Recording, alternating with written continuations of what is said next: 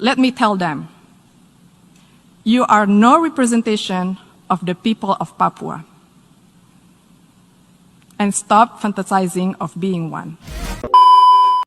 Madam President, I'm taking the floor to exercise Indonesia's right of reply to the statement made by Vanuatu.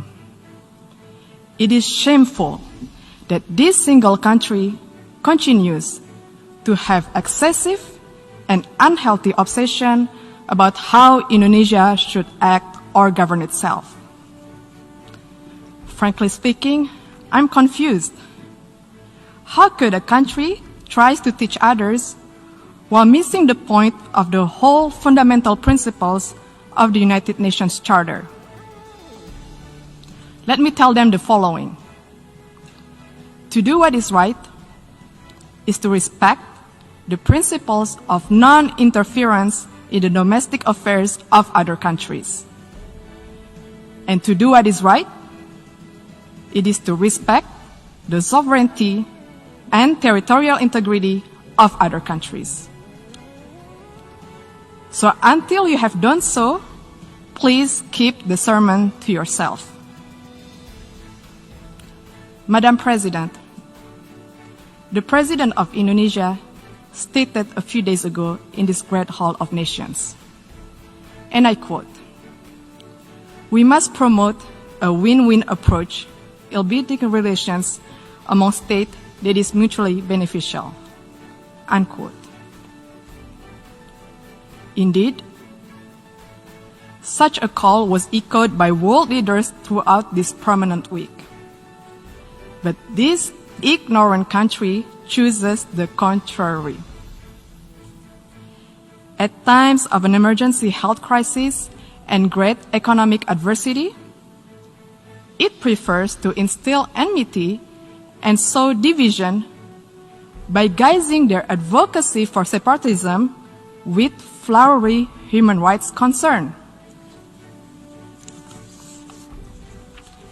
Indonesia, comprising of more than hundreds of ethnic groups, a diverse and multicultural nation with thousands of tribes and hundreds of local languages, spreading across more than 17,400 islands, is committed to human rights. We value diversity, we respect tolerance, and everybody has the same right in this third largest democratic country in the world.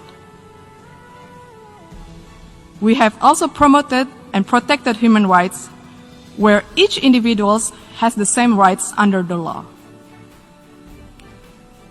Furthermore, we have ratified the International Convention on the Elimination of all forms of racial discrimination. While interestingly, Vanuatu has not even signed it. And how could one talk about promoting the right of indigenous people when it does not even sign the International Covenant on Economic, Social, and Cultural Rights, the core human rights instrument? This actually raises the question, do they really care about indigenous concern? More importantly, Vanuatu has not signed and ratified the Convention Against Torture and Other Cruel, Inhuman, or Degrading Treatment or Punishment. We call on the government of Vanuatu to please fulfill your human rights responsibility to your people and to the world. Madam President, the accusation of human rights is typical, a tall tale that they sell and stage over the years in the hall. Let me tell them, you are no representation of the people of Papua. And stop fantasizing of being one.